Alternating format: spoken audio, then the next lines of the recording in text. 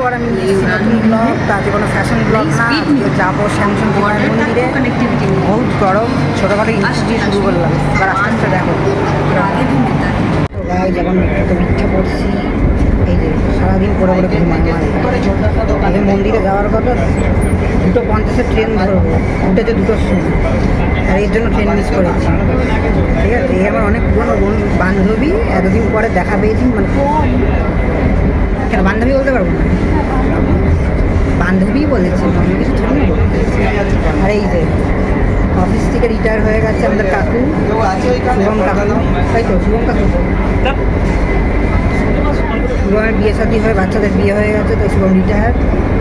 খুব হাসি যাচ্ছে, নেমে বাকিটা বলতে।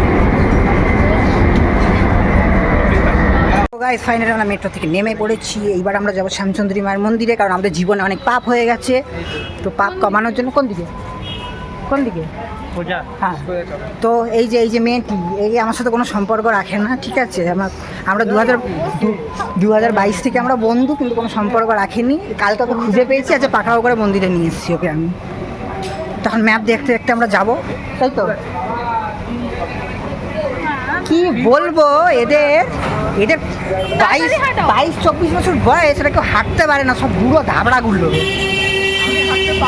না, এটা আরো পারে, এটা আর এক আনফিট, মানে সারাদিন ঘুমাবে।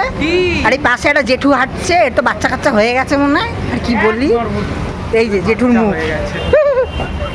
আচ্ছা, কোন দিকে যাবে এবার? আমরা এখনো কিন্তু হেঁটেই যাচ্ছি। আমি হেঁটে নিয়েছি, এর পুরো এই যে জেঠুর ব্যাটারি ডাউন, আমি হেঁটে যাচ্ছি। হ্যাঁ, ও ঠিক আছে, ও এখনো ওকে। গাইজ, একটা সত্যি কথা বলে দিচ্ছি, প্রথমবারও এসেছিলাম আমরা দুজনেই, মানে আমার তো ওয়ান সাইডের, যাই হোক আমার কোনো গতি নেই। আমাকে ওর নামে পুজো দিয়েছি। ও তখনও রিলেশনশিপ হয়নি, তখনও পুজো দিয়েছে। এখন রিলেশনশিপ হয়ে গেছে, এখনও পুজো দেবে। কি কথা বল, ঠিক আছে, তাই কোনো চিন্তা নেই। আর ও মনে হয় ও আগামী দিন যাতে ওর বিয়ে ভালো কাটুক, বিয়ে ঠিক হোক, এরকম কিছু। আর জেঠুর তো বিয়ে হয়ে গেছে, জেঠুর এখন মরণের সময়। বিয়ে হয়নি, আমি এবার সবকিছু ভেঙে ফেলে দেবো, আমার মাথা গরম। ও ভেঙে চলে দেবে, সব থ্রেড দিচ্ছে। ঠাকুর তুমি দেখো তোমার লীলা। আমার আর ভালো লাগছে না, আমি এখন